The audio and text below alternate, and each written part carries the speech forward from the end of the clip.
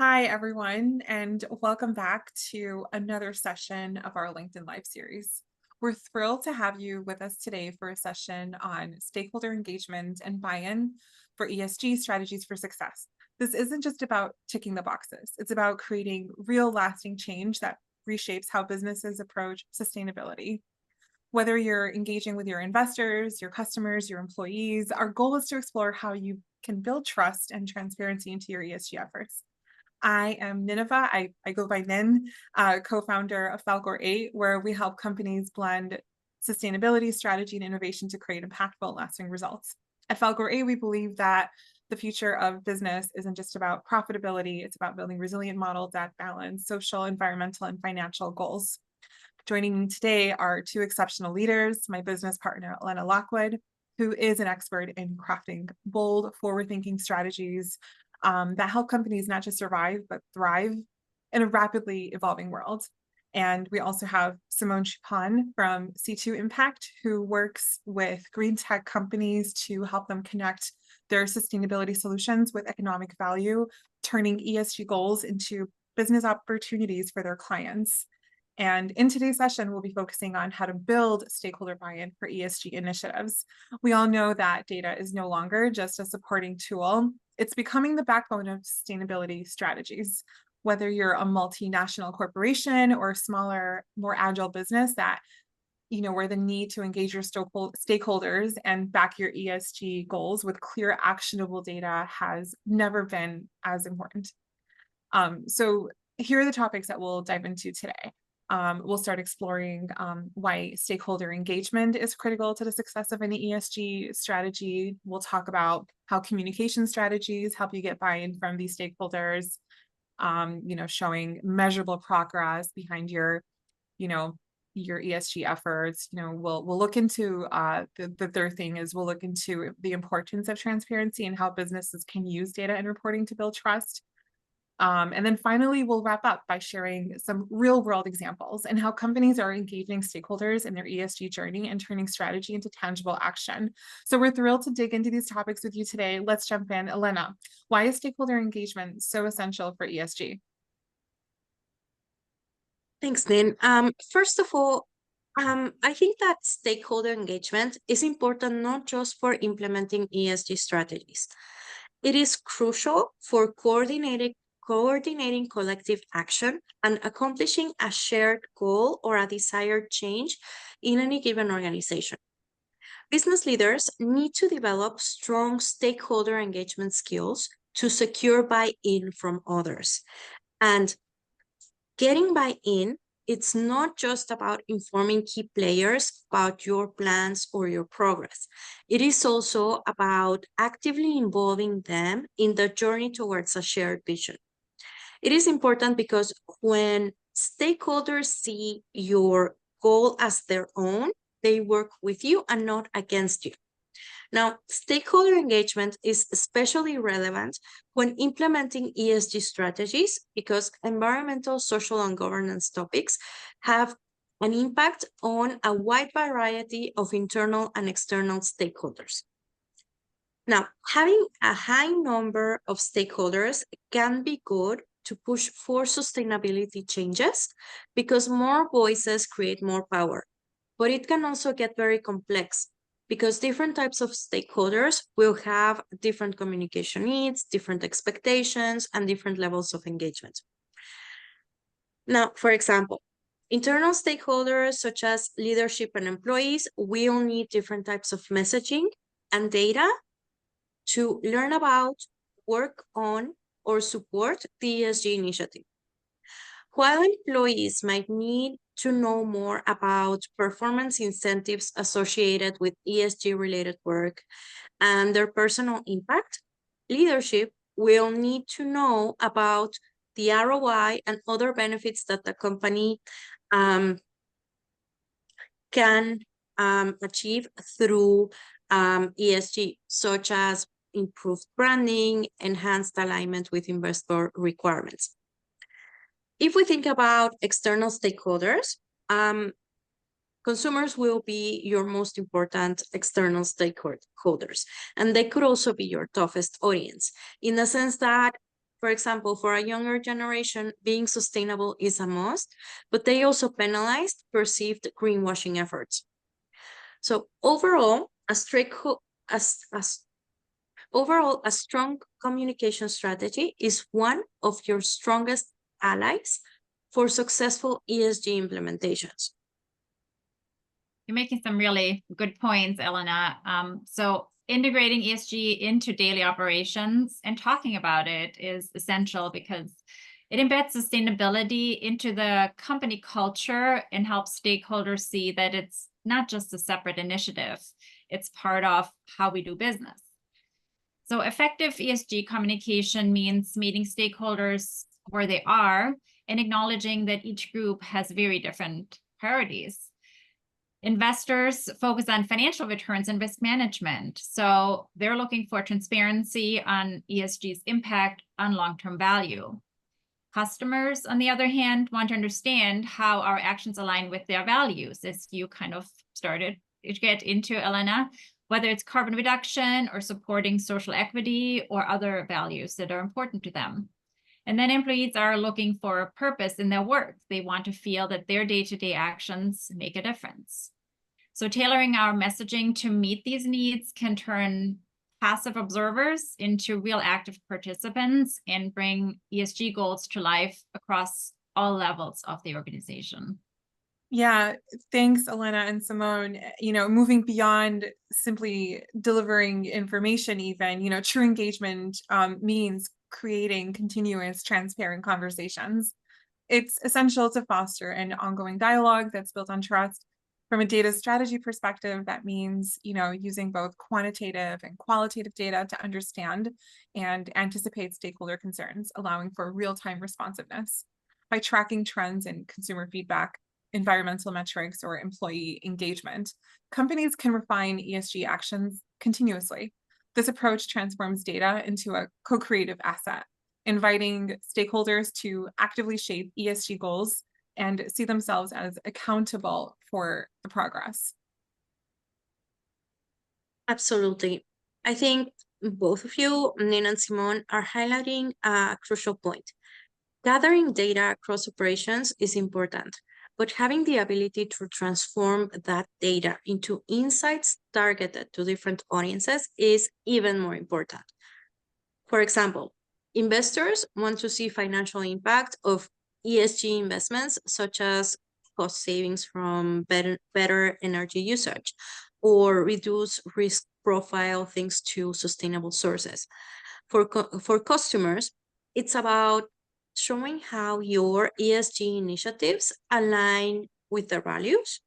And for employees, it's going to be about making sure they see how their roles are making an impact on the bigger picture. Yeah, exactly. And this is where it gets exciting. Connecting strategy to day-to-day actions transforms ESG goals into real results.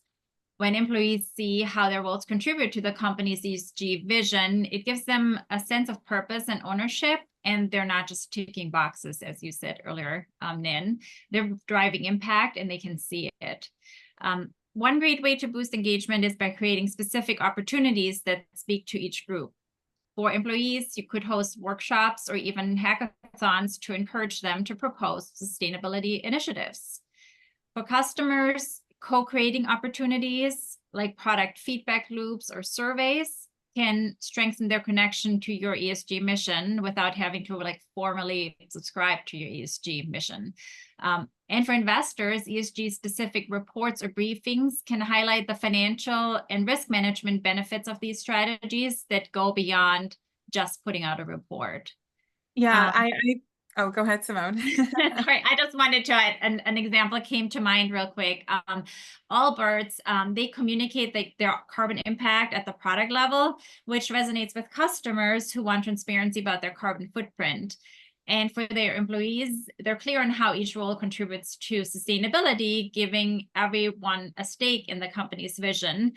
And then for their investors, Allbirds highlight their long-term environmental and financial goals in the reporting, as opposed to just having it separate, and it enforces their commitment to both profit and purpose at the same time. Sorry, just needed to get that example in. No, that's actually perfect. And I couldn't agree more, Simone. And Elena, when you had, kind of touched on having the ability to transform the data into insights targeted to different audiences and, why that's important. Well, as we build these relationships, transparency becomes a bedrock of trust.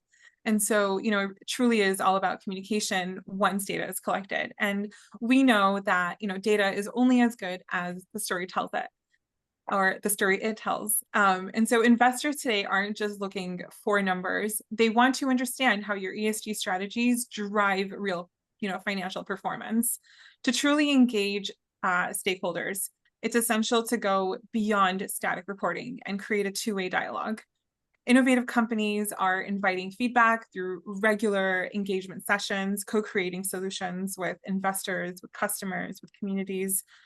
For example, Simone, as you just talked about Allbirds, they actively gather customer input on product materials, and Unilever hosts roundtable discussions with community leaders to discuss and shape their sustainability initiatives. And so, these approaches shift ESG from a top-down mandate to a collaborative effort, deepening trust and ensuring alignment on priorities.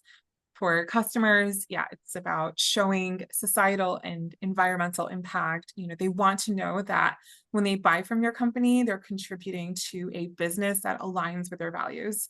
And for employees, it's crucial to see, how their everyday work is tied to the company's larger mission. So, expanding ESG metrics to include that social impact, ethical supply chains, and data privacy protections can further build that trust.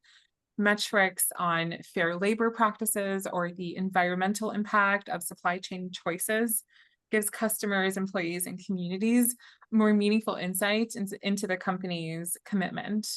And social media also plays a pivotal role in maintaining this transparency. Brands like Patagonia and Ben & Jerry's are excellent examples. They use platforms to communicate ESG progress openly.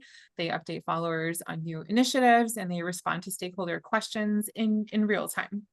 So by leveraging social media, by leveraging businesses that can transform transparency from a quarterly report into an ongoing conversation, by fostering a sense of community around shared values, communicating ESG goals through diverse channels, from ESG reports and investor briefings to social media updates and internal dashboards. This all ensures that no stakeholder is left out of the conversation. That's a great point, Nin. Internal transparency is really just as essential as external reporting, even though nobody sees it outside. Employees really need to see how their daily actions contribute to the bigger picture of the company's ESG journey. When employees know how their efforts tie into the company goals, it creates a sense of purpose and commitment. I've seen firsthand how even small changes like reducing packaging waste or using eco-friendly materials can really inspire a big shift in employee engagement. When they see their contributions being valued, they feel that they do actually matter. What their daily actions are, it really makes sense, and it turns sustainability from an abstract goal into a shared lived value. So fostering this internal alignment builds the foundation for authenticity that we're all looking for these days, that resonates then externally with customers and investors. Exactly, Simon. We've seen this firsthand. External transparency is just as crucial as internal transparency. Saying that you're doing your part is not enough. You have to demonstrate it. And when it comes to proving it, nothing beats consistent, clear communications. One way to keep communications clear and consistent is leveraging existing reporting frameworks such as SASB and GRI. SASB stands for Sustainability Accounting Standards Board. This framework helps companies report sustainability metrics across 5 categories: the environment, human capital, social capital, business model and innovation, and leadership and governance. Now, while the SASB framework focuses on metrics of interest to investors, The GRI framework proposes metrics relevant to a wider set of stakeholders. GRI stands for Global Reporting Initiative, and it's the most widely used reporting framework for sustainability. Today, more than 10,000 companies around the world use GRI standards to communicate their ESG impact. Both reporting frameworks, SASB and GRI, provide standardized metrics so that investors, customers, and other stakeholders can see how a company compares to other companies in a specific sector. This builds credibility. One good example is Coca-Cola. They leverage both SASB and GRI. Coca-Cola uses GRI standards extensively to communicate its progress in areas such as water stewardship, packaging, and community support. They also use SASB standards to provide material information relevant to its investors, such as climate-related risks and regulatory compliance. Now, a different example is Patagonia. Well, there's no public information telling us if they use SASB or GRI. It is well known that the company is a B corporation.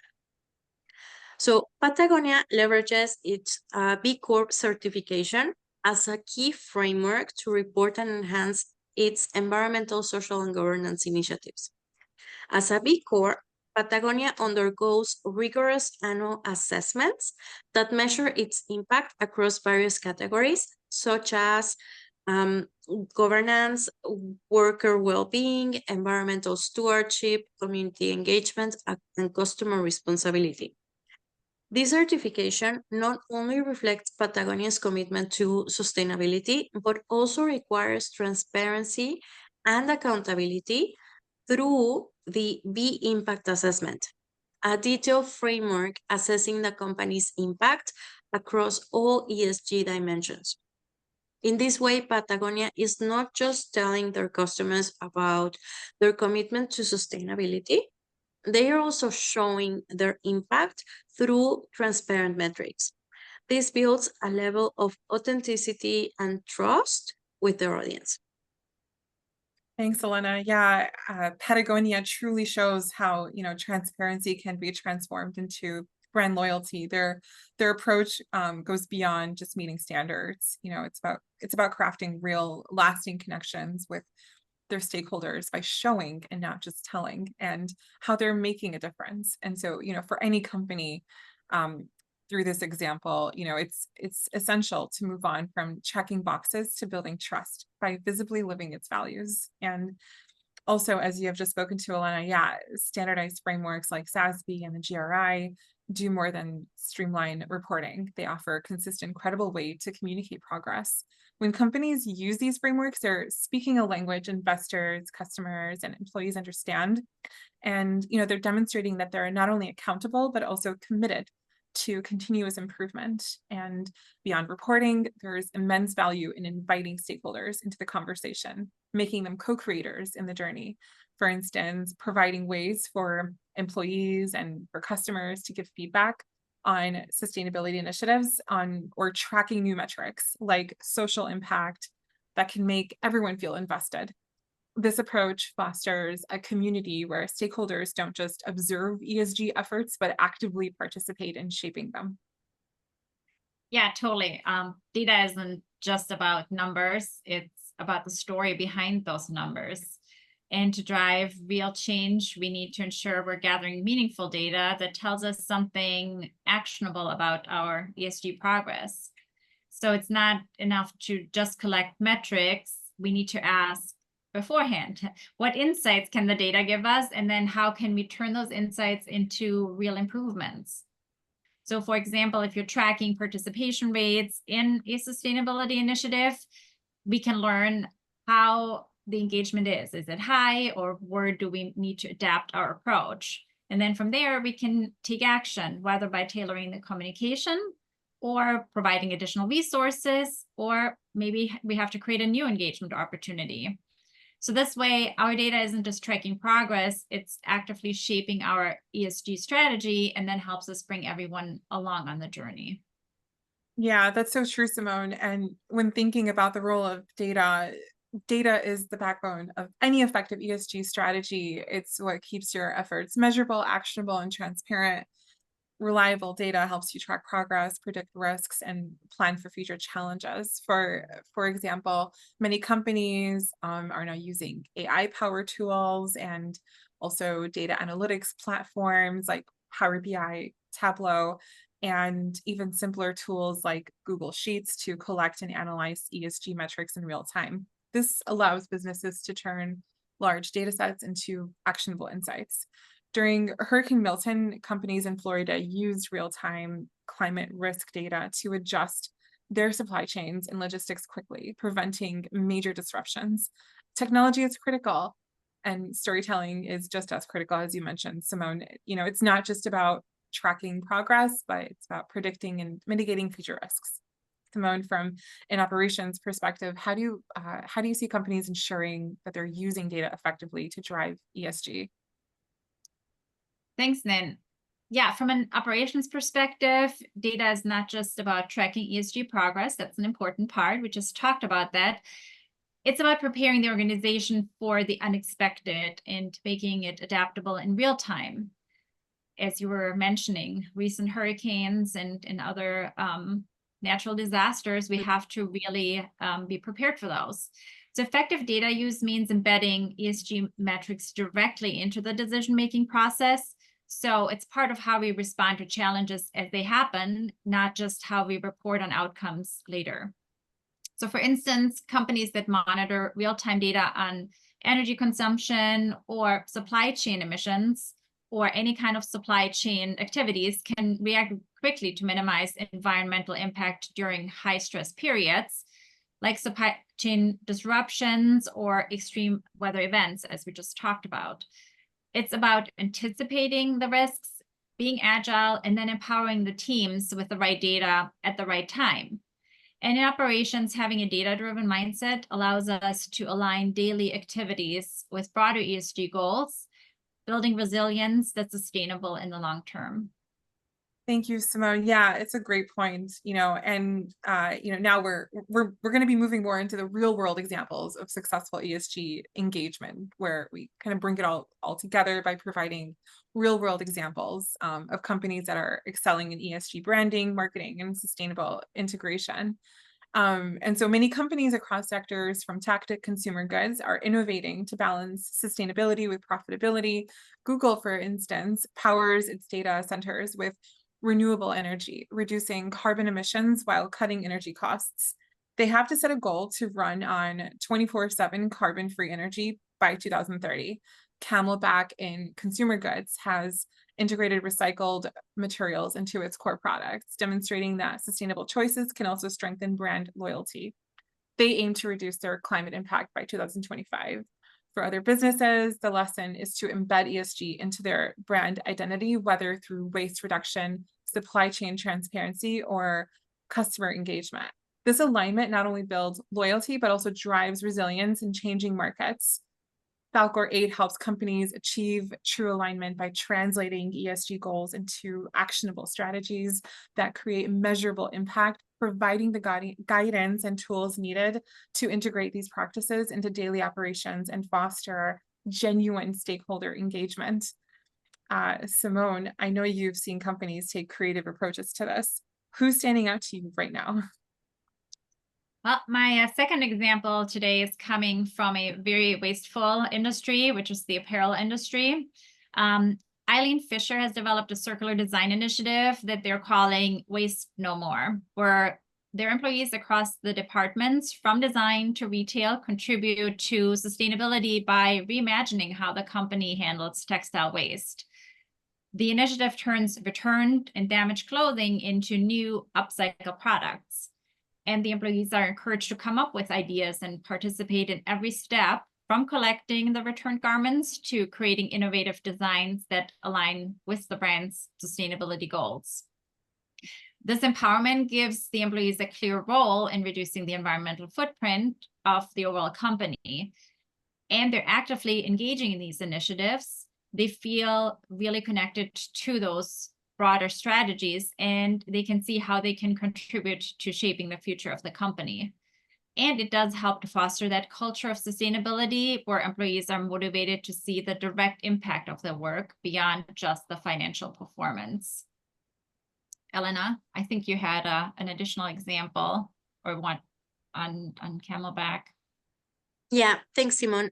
So Camelback has built sustainability into the core of their value proposition. Camelback produces bottles made from 50% recycled plastic, and that's more than just a feature. It's actually a central part of their marketing. They've positioned themselves as an eco-conscious brand that aligns with consumer values, and they market this commitment with great transparency. Camelback also runs campaigns encouraging consumers to reduce single-use plastics, connecting their products to a larger mission. This type of branding not only makes their products attractive, but also inspires loyalty among customers who care about environmental issues. Yeah, I can see how those both companies are really standing out, and they're making sustainability central to their brand's identity, which helps build real connections with employees, customers, and investors. And they create that real, authentic buy-in and lasting impact. It's not just a theoretical construct on paper. Yeah, absolutely. And, that's why authenticity is key. Customers and investors can tell when a company is just, again, checking off a box versus when it's genuinely invested in making a difference. Eileen Fisher and Camelback, as you just talked about, Simone and Elena, don't just talk about sustainability, they act on it. And they're transparent about their progress through consistent ESG reporting. Off to you, Elena, for closing remarks. Thanks, Dean. And thank you to everyone who joined us. If today's session has inspired you to dive deeper into your own company's ESG journey, we'd love to help you take the next step. At Falcor 8, we are here to help you blend data, technology, and strategy to make real impactful changes in your sustainability efforts. You can visit falcor8.com to learn more. And of course, if you're interested in what Simone and her team at C2 Impact are doing to guide green tech companies in making sustainability mainstream, definitely check out c2impact.com for more information. Let's keep pushing forward together to build a more sustainable future, one smart decision at a time. Yeah, I feel like our conversation today really highlighted that progress happens when everyone, investors, employees, and customers, see sustainability as something meaningful and valuable. The biggest impact comes when ESG becomes part of our daily operations and relationships, and helping shape a future that we can all be proud of. I'll see you all next time. Yeah, thanks again, everyone. Looking forward to next time. Stay tuned for our next LinkedIn Live, and we hope to see you there. Thanks. Look forward to it. Thanks, David. Thank you.